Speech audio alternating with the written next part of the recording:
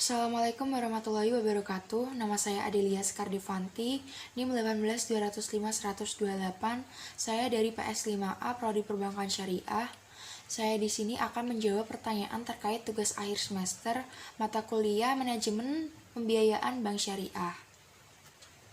Pertanyaan yang pertama yaitu terkait dengan pengawasan aktif dan pasif dalam pembiayaan bank syariah. Pengawasan aktif. Pengawasan aktif ini biasa disebut pengawasan dekat, yaitu pengawasan yang dilaksanakan di tempat yang bersangkutan.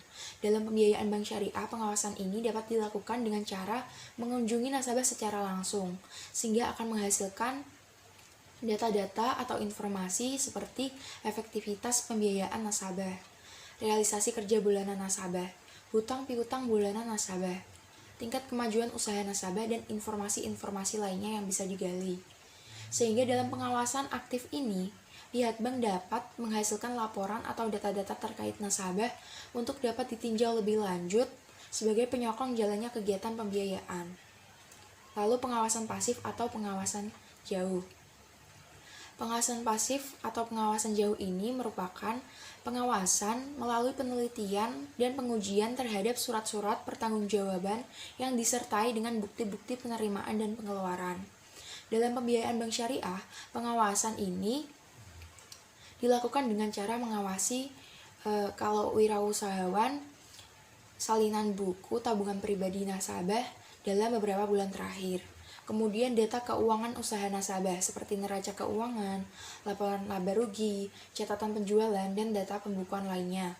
Tapi untuk pegawai atau karyawan bisa dengan mengawasi surat keterangan bekerja nasabah, salinan kartu pegawai, tabungan asuransi pensiun nasabah, kemudian surat keterangan rincian penghasilan nasabah, dan surat kenaikan pangkat dan gaji nasabah. Kedua yaitu terkait dengan dampak dan cara meminimalisir downgrading risk. Downgrading risk ini adalah risiko penurunan nilai, di mana risiko ini memberikan dampak penurunan seperti penurunan nilai aset pada segmen pembiayaan.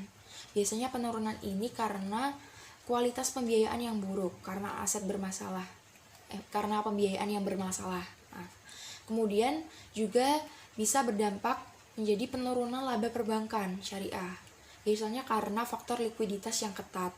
Sehingga faktor likuiditas yang ketat ini mengakibatkan penurunan yang mempengaruhi prospek bisnis, sehingga dalam menjalankan usahanya, perbankan ini cenderung defensif. Lalu untuk meminimalisir risiko tersebut dapat dilakukan offset kerugian. Offset kerugian ini dapat dilakukan dengan memperbesar porsi cadangan kerugian penurunan nilai aset keuangan atau biasa disebut CKPN. CKPN ini merupakan langkah untuk mengestimasi penurunan nilai aset keuangan dalam bentuk pembiayaan dan aset produktif lainnya. Yang ketiga yaitu terkait jenis dan proses pembiayaan sindikasi. Pembiayaan sindikasi sendiri merupakan akad antara beberapa lembaga keuangan, baik sesama lembaga keuangan syariah maupun dengan lembaga keuangan konvensional, dalam rangka membiayai proyek tertentu secara bersama-sama atau bekerja sama. Lalu jenis dan prosesnya yaitu yang pertama lead syndication. Lead syndication ini adalah sekelompok bank secara bersama-sama membiayai suatu proyek. Lalu ada satu bank yang bertindak sebagai pemimpin atau leader. Lalu masing-masing modal disatukan. Dalam penyatuan itu, keuntungan dan kerugian yang ditanggung itu menjadi tanggungan bersama, menjadi hak bersama-sama, sesuai dengan proporsi modal masing-masing. Kemudian yang kedua yaitu club deal, yaitu sekelompok bank secara bersama-sama membiayai suatu proyek dalam arti penyatuan modal, tapi masing-masing bank membiayai suatu bidang tertentu. Jadi, keuntungan dan kerugian itu ditanggung berdasarkan bidang-bidang tersebut, bidang yang dibiayainya. Jadi, hubungan antar peserta sindikasi ini hanya sebatas hubungan koordinatif. Kemudian yang ketiga yaitu subsyndication, yaitu bentuk sindikasi yang terjadi antara suatu bank dengan salah satu bank peserta sindikasi lain. Jadi ada suatu pembiayaan sindikasi, ada sindikasi antar bank.